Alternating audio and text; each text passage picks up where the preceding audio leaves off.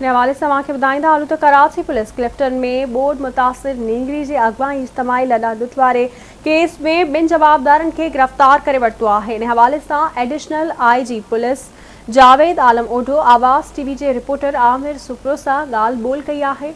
अचो त ॾिसूं।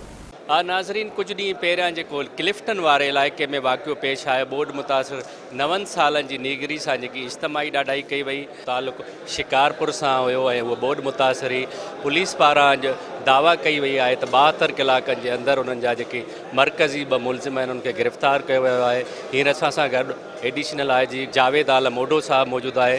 जावेद आलम खां पुछंदासीं, साईं इहे जेके गिरफ़्तार थिया आहिनि मुलज़िम, उन्हनि जो कंहिंसां तालुक़ु, उन्हनि खे अवां कहिड़े तरीक़े सां गिरफ़्तार कयो?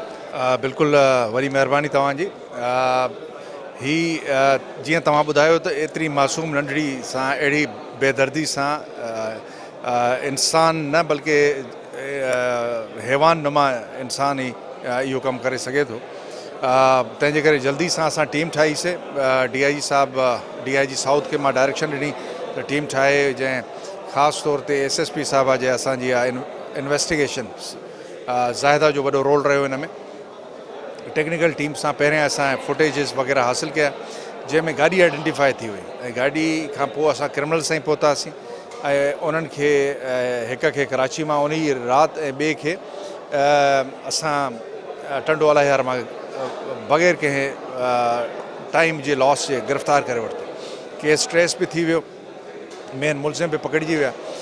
लेकिन इन में हिकिड़ी शइ ज़रूरु आहे त जेका असां चऊं था त ख़ासि तौर ते वालदेन जे लाइ पंहिंजे ॿारनि या मासूम नंढनि खे अहिड़े कंहिं कम में न विझो जंहिंसां उन्हनि जी जान खे, उन्हनि जी इज़त खे एतिरो ख़तरो हुजे।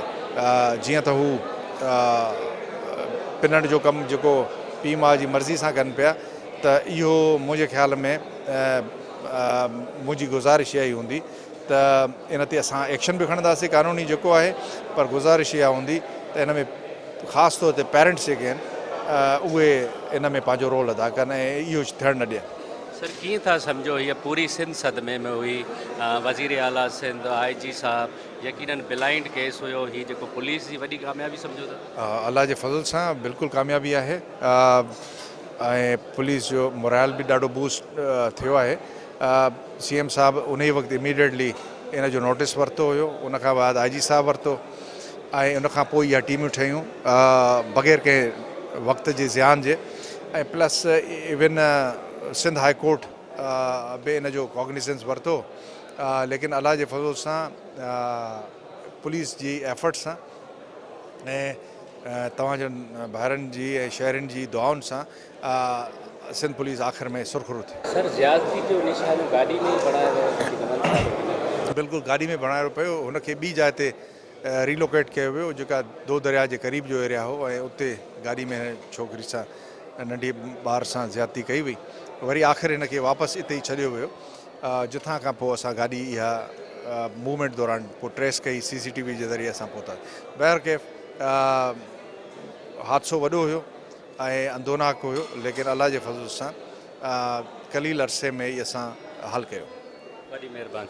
हा जी, बिल्कुलु। अवां जावेद आलम ओढो एडिशनल IG सिंध जा हवाला ॿुधा ऐं जावेद साहब जो इहो ई चवणु आहे त जेके मुलज़िम हुया उन्हनि खे CCTV जे ज़रिए जेको आहे सो गिरफ़्तार कयो वियो।